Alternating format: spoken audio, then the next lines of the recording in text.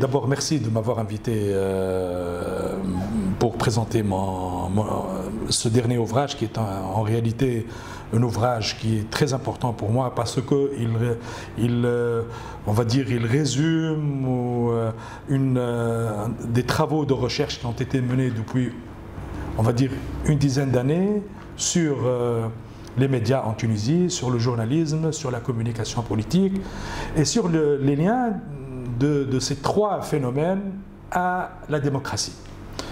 Donc c'est un travail qui synthétise un ensemble de recherches que j'ai menées, souvent de façon individuelle, parce que vous savez, en Tunisie, les chercheurs ne disposent pas des moyens nécessaires pour entamer des recherches sur la transition politique ou sur la transition médiatique.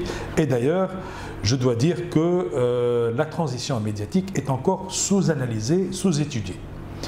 Donc ce travail a pour but de comprendre comment la transition politique, c'est en réalité un travail sur la transition politique, comment la transition politique est impactée par les médias, par la communication politique et par le journalisme.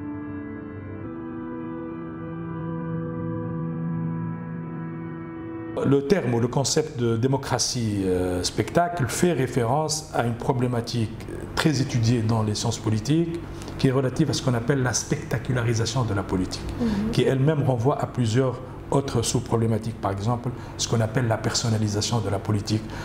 En sciences politiques, la personnalisation politique renvoie à l'idée que le jugement politique, que les citoyens jugent les élites politiques, jugent les événements politiques à partir d'éléments, de variables tels que l'image, la personnalité et surtout l'image, pas uniquement l'image en termes de figuration, figurative, visuelle, mais aussi l'image mentale.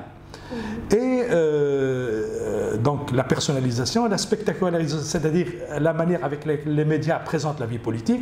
Et en réalité, j'ai emprunté ce terme à un politologue français, Bernard Manin, qui, dans son ouvrage « Les principes du gouvernement représentatif », qui est un ouvrage de référence dans les sciences politiques, a parlé de la démocratie d'audience ou du public, traduit en anglais « audience démocratie ». Donc, selon Bernard Manin, il y a la démocratie, ou en réalité le gouvernement représentatif, est passé par trois phases. La phase parlementaire, la phase des partis et la phase du public. Il voudrait insister par le terme démocratie du public sur l'idée que les médias sont devenus un vecteur important, organisateur de la vie politique. Par exemple, les délibérations, les discussions se passent dans les médias. L'importance de l'image, l'importance de la communication. La communication devient un élément important dans la sélection des hommes politiques. On peut en parler ensuite. Parce que voilà. Donc voilà, l'idée c'est de faire une connexion entre les sciences de l'information et de la communication et les sciences politiques. Et le terme démocratie spectacle ou démocratie du public, en réalité j'aurais pu utiliser le terme démocratie du public qui a été mis en place par Manin, mais j'ai voulu insister un peu sur le côté spectaculaire ou spectacularisant de la vie politique.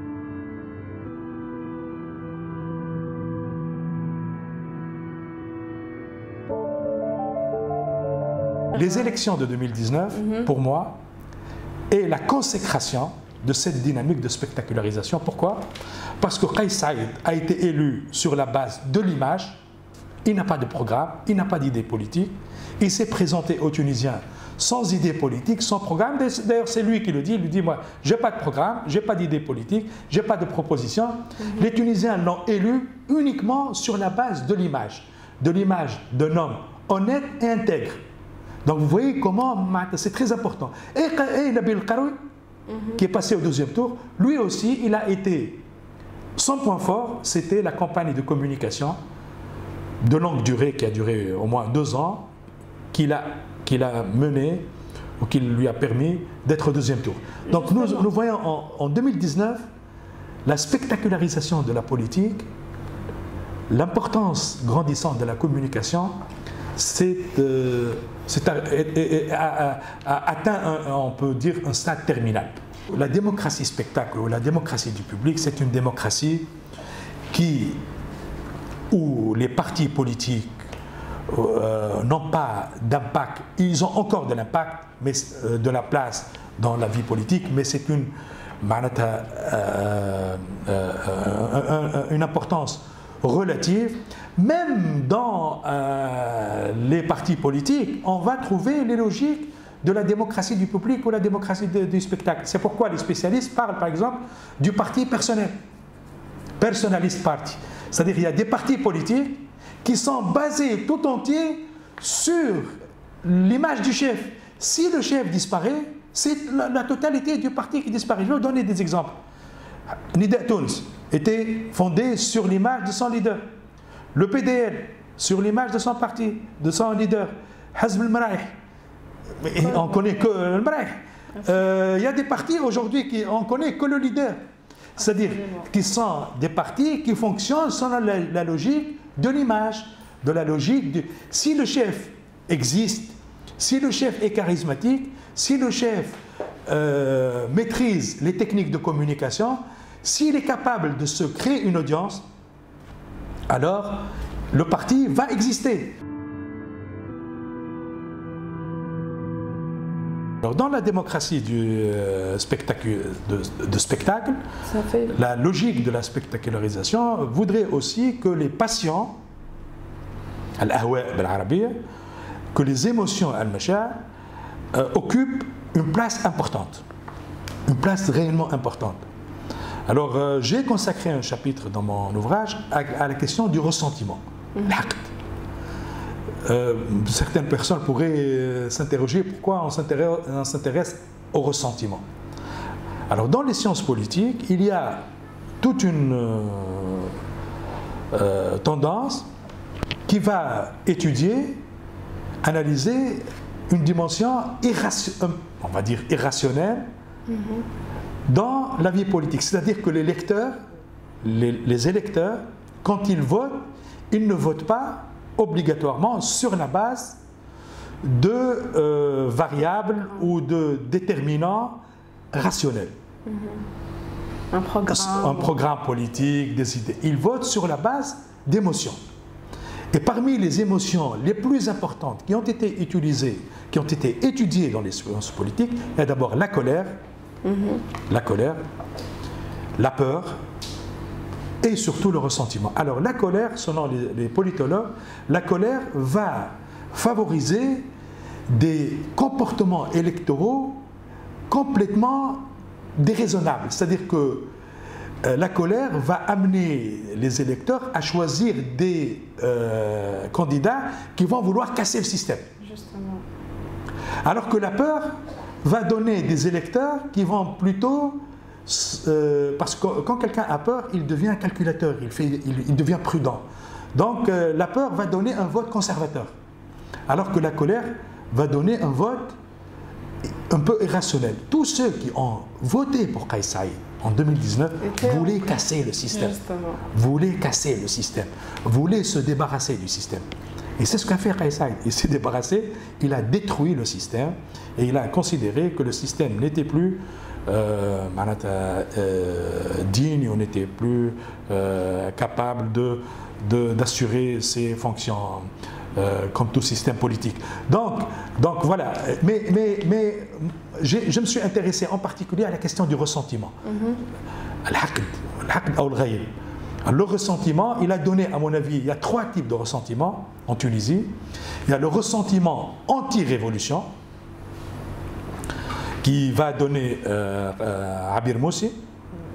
Il y a toute une colère, un ressentiment contre les conséquences de la révolution. Nous avons un ressentiment anti-ancien régime. Donc nous avons une partie de l'opinion publique qui a encore un ressentiment contre le RCD, contre l'ancien régime, qui va donner Nahda, qui va donner le parti de Monsef Marzouki, qui va donner Atilef Karaba. Et nous avons un troisième type de ressentiment qui est le ressentiment anti-système, anti-élite, qui va donner Kais Saïed. Donc, le ressentiment, reflète en réalité l'incapacité du système politique à être un système inclusif, participatif, et les désenchantements politiques, la défiance vis-à-vis des élites, le désespoir. En Tunisie, pendant 10 ans, on a eu à la fois un enthousiasme d'abord aux premières années de la Révolution, puis ensuite l'enthousiasme est devenu colère, ensuite ressentiment. Je voudrais dire que nous avons un système politique qui était incapable de mettre en place des mécanismes d'inclusion, de participation. Et quand on est frustré, les citoyens frustrés deviennent des citoyens qui expriment du ressentiment. Et le ressentiment est très destructif. Pour moi, le mot média, c'est un terme bateau, c'est un terme valise, qui contient plusieurs choses. Il n'y a pas, à mon avis, un seul journalisme. Il y a 3 journalismes, à mon avis. 3 sortes de journalisme. Il y a ce que j'ai appelé dans le livre le journalisme de transmission. Ensuite, il y a le journalisme d'information. Et enfin, il y a un journalisme que certains chercheurs dans le monde appellent journalisme de communication, que moi j'ai appelé journalisme de l'expressivité. Je l'ai appelé le journalisme je vais expliquer. Alors, en fait, en gros, le journalisme de transmission, c'est un journalisme qui est pratiqué par la majorité des journalistes qui sont issus de l'Institut de presse des centres de l'information, qui sont très mal payés, très mal payés, qui travaillent dans des conditions professionnelles très médiocres, et qui consiste à reproduire, rapporter l'information presque brute. Les communiqués de presse, parfois on voit des communiqués de presse qui sont repris tels quels, sans aucun traitement. Pourquoi? Parce que ces journalistes, que je suis en train de former moi-même à l'Institut de presse, travaillent dans des conditions extrêmement difficiles, ils sont très mal payés, ils sont obligés de produire une dizaine d'articles par jour. Ils sont presque harcelés par leur direction. Alors, le deuxième type de journalisme, alors les journalistes issus de l'IPSI sont l'acteur le plus faible, le plus fragile du système médiatique. Deuxième type de journalisme, le journalisme d'information.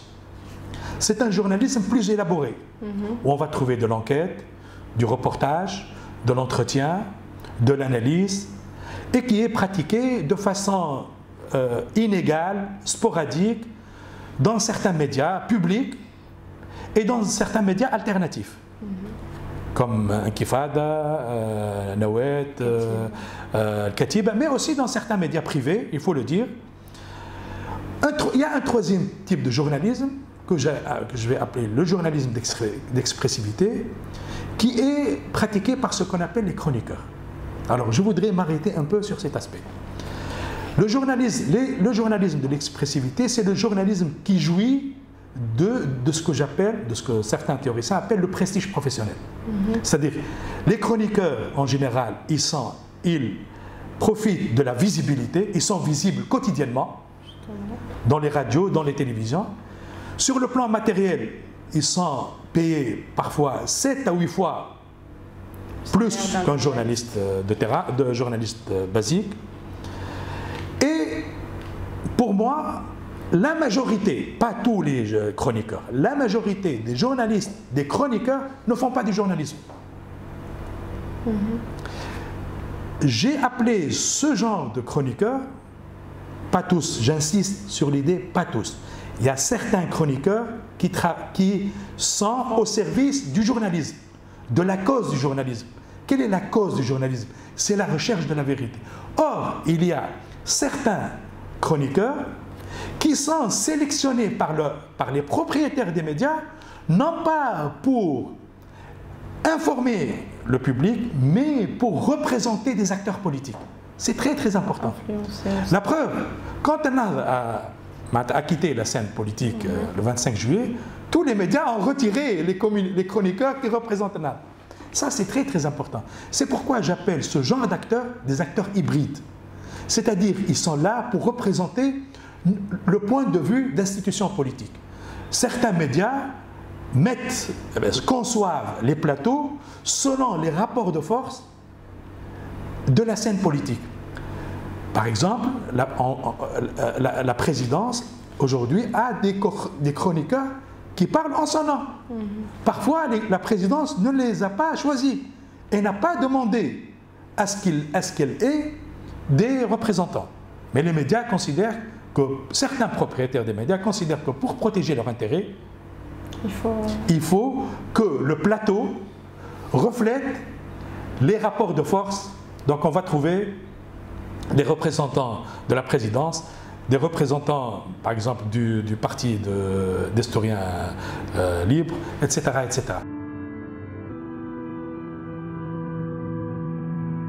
Ce genre de journalisme, à mon avis, a participé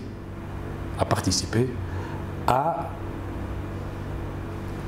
Je dois choisir un terme, un qualificatif, une opinion publique qui est polarisée, qui est basée sur le clivage, qui fonctionne par l'émotion. Parce que les chroniqueurs, en général, ils ne sont pas là pour présenter une analyse sereine, une analyse informée, une analyse documentée. La plupart, ils sont là pour mettre de la passion, polariser, soutenir, défendre parfois un point de vue politique de façon parfois irrationnelle, parfois en utilisant la manipulation. Et cela a donné une opinion publique complètement polarisée, c'est-à-dire clivée, qui fonctionne selon l'émotion, qui est désinformée. Et dans le livre, j'ai insisté sur l'idée que les électeurs tunisiens, sont en général volatiles, c'est-à-dire ils changent de comportement. C'est pourquoi on a vu des partis monter puis disparaître. Ça s'appelle la volatilité des électeurs, mais mal informés. Pourquoi mal informés? Parce qu'aujourd'hui, le journalisme de qualité d'information, les conditions, et ça, je suis désolé de dire ça, les conditions objectives qui permettent l'épanouissement d'un journalisme de qualité, d'un journalisme d'information, d'un journalisme qui est au service de la vérité, n'existent pas.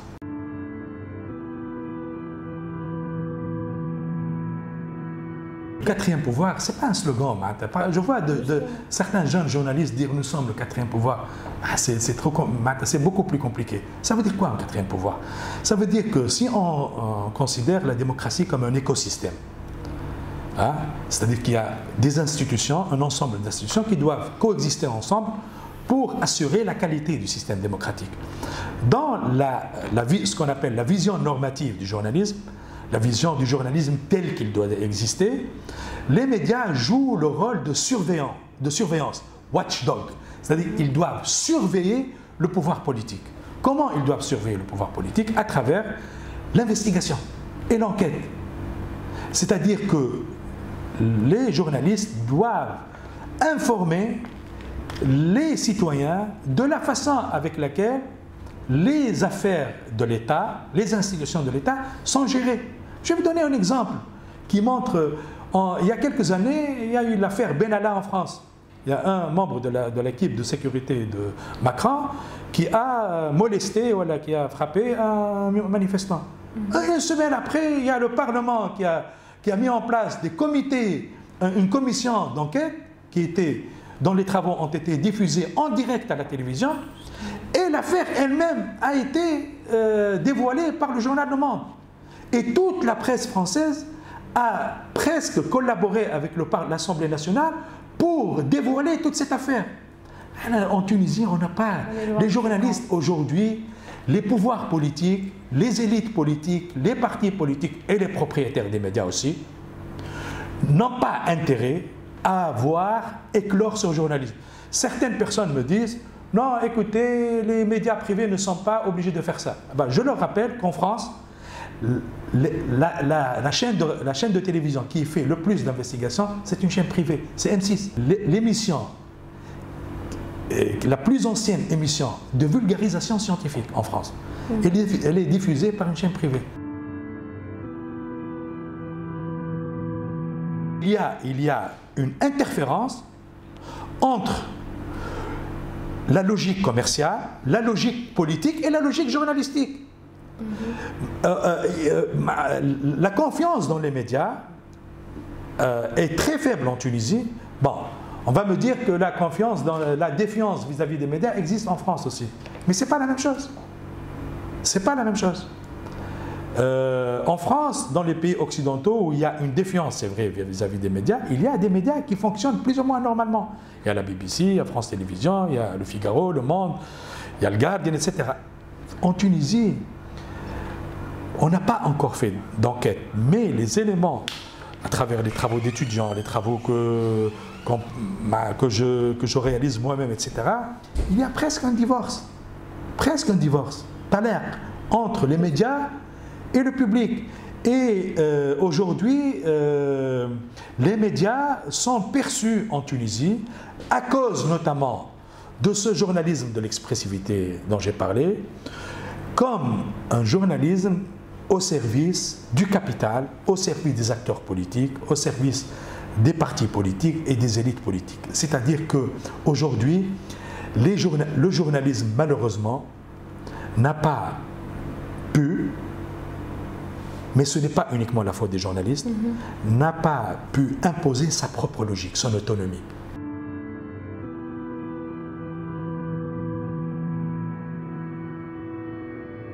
Les partis politiques, les élites politiques n'ont pas intérêt à réformer les médias publics, y compris Kais Saïed, je le dis franchement.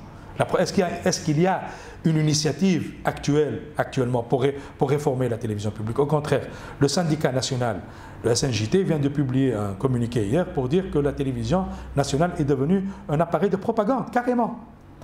Et on n'a pas besoin d'être une lumière en matière de journalisme ou d'information pour voir que la télévision est devenue actuellement, notamment le programme qui est diffusé avant le journal télévisé, parce que la vérité, le journal télévisé essaie de préserver la logique professionnelle. On trouve encore du journalisme dans le journal télévisé, mais dans l'émission de talk show ou l'émission de débat, c'est une émission qui est complètement orientée vers le soutien de la politique présidentielle. Donc, les partis politiques, les acteurs politiques n'ont pas intérêt, et surtout, il faut dire aussi, moi je le dis franchement, la régulation en Tunisie a été une régulation inefficace. Elle existe, la AICA existe, mais elle a un peu d'impact sur le secteur audiovisuel. C'est pourquoi on voit aujourd'hui comment fonctionnent les chaînes de télévision. Elles sont devenues presque des stores, des magasins de commerce, de valises, etc. Parfois, il y a des chaînes aujourd'hui qui fonctionnent sans programme d'information. Sans programme d'information. Il y a dans des chaînes de télévision, il y a des programmes d'information sans journalistes. Sans journalistes. Il y a des acteurs politiques qui font, eux, l'office de chroniqueurs.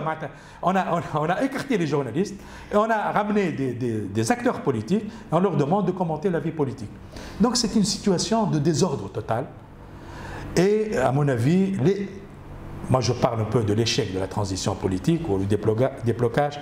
Dû aussi, cet échec, il est dû, ou ce blocage, à l'échec de la transition médiatique. Et moi, j'appelle à une refondation de la transition médiatique.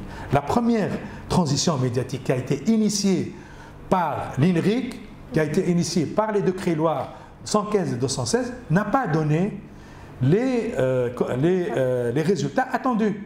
Donc il faut aujourd'hui une réforme totale à caractère, j'insiste beaucoup, systémique, c'est-à-dire général.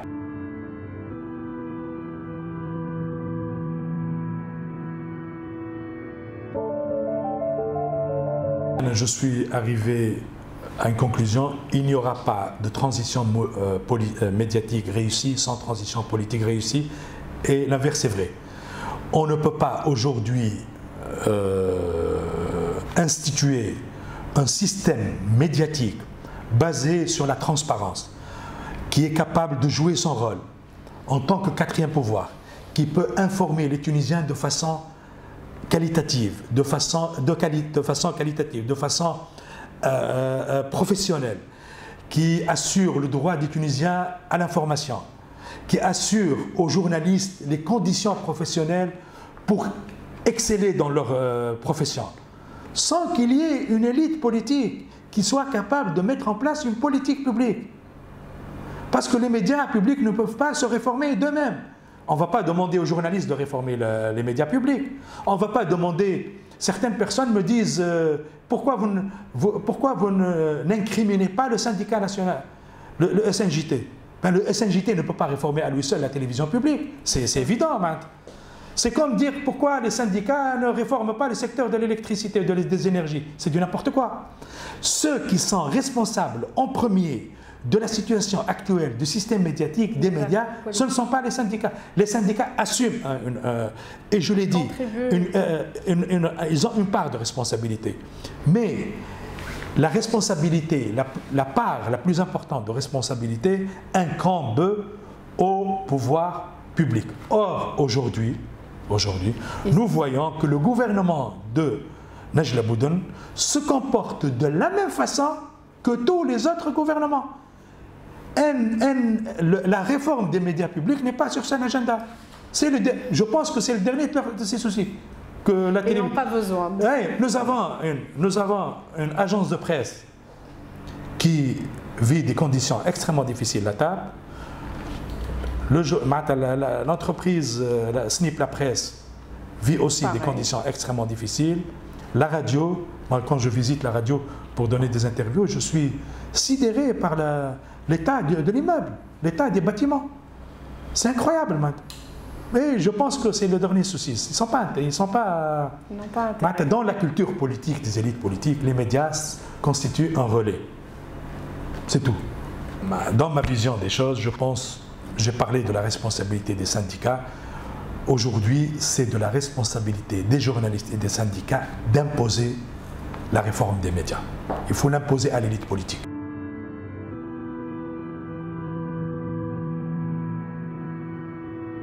Il faut dire que la communication politique de Kais Saïed, en tant que président, est passée par deux phases. En gros, nous avons une première phase au cours de laquelle Kais Saïed a utilisé les médias pour se constituer ce qu'on appelle dans les théories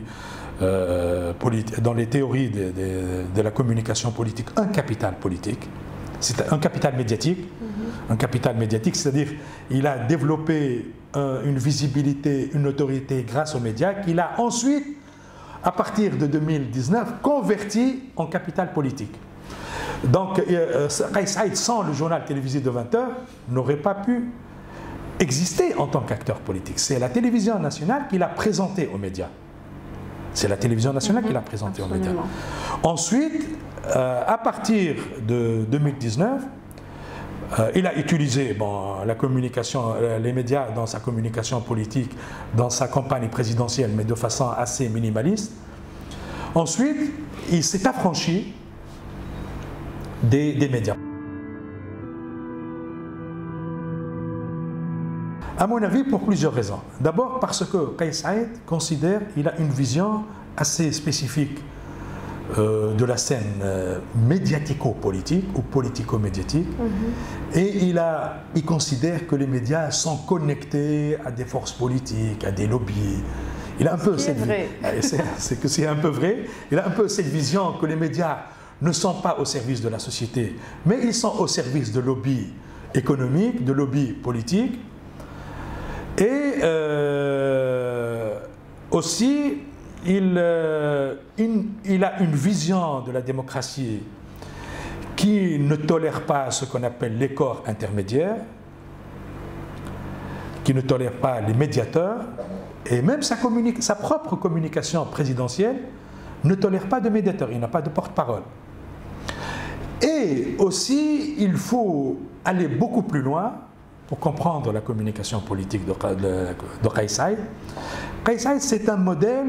Il y a une chercheure italienne qui s'appelle Nadia Urbinati qui parle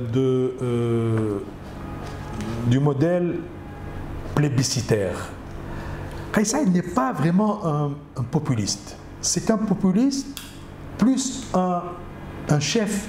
C'est un chef un peu populiste parce qu'il dit qu'il parle au nom du peuple. Un acteur populiste, c'est quelqu'un qui parle au nom du peuple. C'est pas quelqu'un qui flatte le peuple. Ça, c'est un démagogue. La définition du populiste, c'est quelqu'un qui fait appel au peuple, qui voudrait incarner le peuple, qui parle au nom du peuple contre l'élite.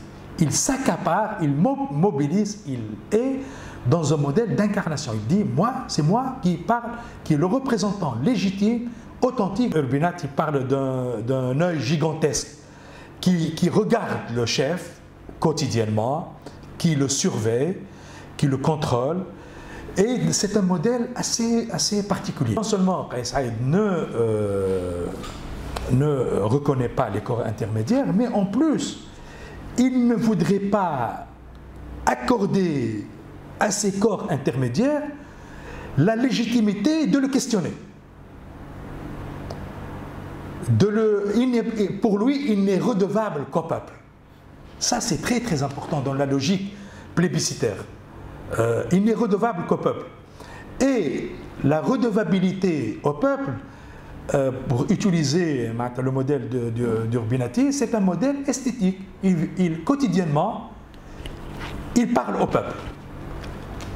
Et le peuple l'écoute. C'est ça le modèle de communication, c'est un modèle dit plébiscitaire. Et donc dans ce cas-là, il n'a pas à se soumettre à l'exercice de la redevabilité. Quand un homme politique participe à une conférence de presse, c'est qu'il reconnaît le journaliste comme un porte-parole. Or, Kais Saïed ne reconnaît aucun porte-parole. Kais Saïed utilise beaucoup les réseaux sociaux parce que justement, il voudrait instituer ce rapport direct, instantané au public, au peuple, alors que les populistes, eux, utilisent quand même les médias. Les populistes ne sont pas toujours anti-médias. En France, les populistes en Italie, ils ont des sites internet, ils apparaissent dans les médias, etc.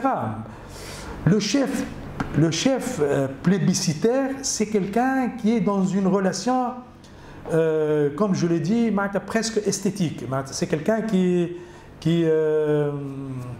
et c'est pourquoi Kais Saïed ne s'intéresse pas trop à la télévision publique. Je vais vous surprendre en vous disant que Kais Saïed porte très peu d'intérêt à la télévision publique. Enfin, il a un intérêt pour la télévision publique, mais pas un intérêt équivalent, du moins, à l'intérêt qui a été porté par les partis politiques. Les partis politiques, qui régnaient, qui gouvernaient le pays avant le 25 juillet, avaient un intérêt très important pour les médias.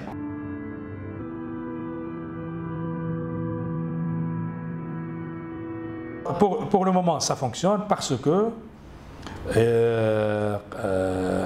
Kais Saïed jouit d'un consensus, d'un plébiscite plus ou moins relatif qui est en train de régresser.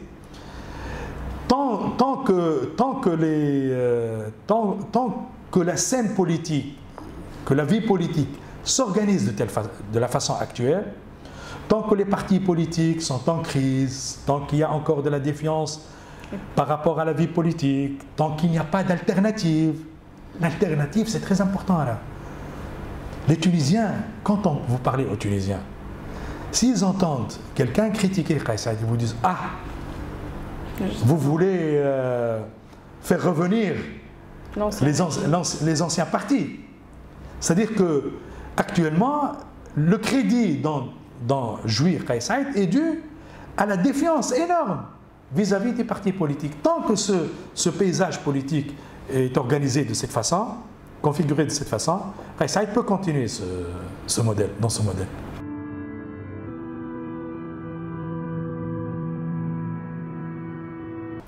Alors, vous allez me dire que peut-être Kais Saïed n'est pas un très bon communicant, mais il a une très bonne image. Dans tous les cas, aujourd'hui, l'image, aujourd'hui, on peut exister de la vie politique sans parti politique, mais grâce à l'image. Nabil Karoui a fait sa campagne, puis ensuite il a créé un parti. Le parti devient accessoire. Alors que dans une démocratie normale, c'est le parti qui est plus important que la... Ou au moins, il y a le parti qui est important avec un chef qui a une popularité, qui a une image, qui a une... C'est vous dire combien la démocratie tunisienne est malade. Malheureusement, la transition politique et la transition médiatique est très peu étudiée. Je pense que nous avons, nous, en tant que chercheurs, même en l'absence de moyens, de contribuer à l'intelligibilité et à la compréhension de la transition politique, à la transition médiatique. Nous devons produire du savoir pour que nous puissions nous comprendre nous-mêmes en tant que société et contribuer à résoudre les grandes problématiques qui intéressent la société.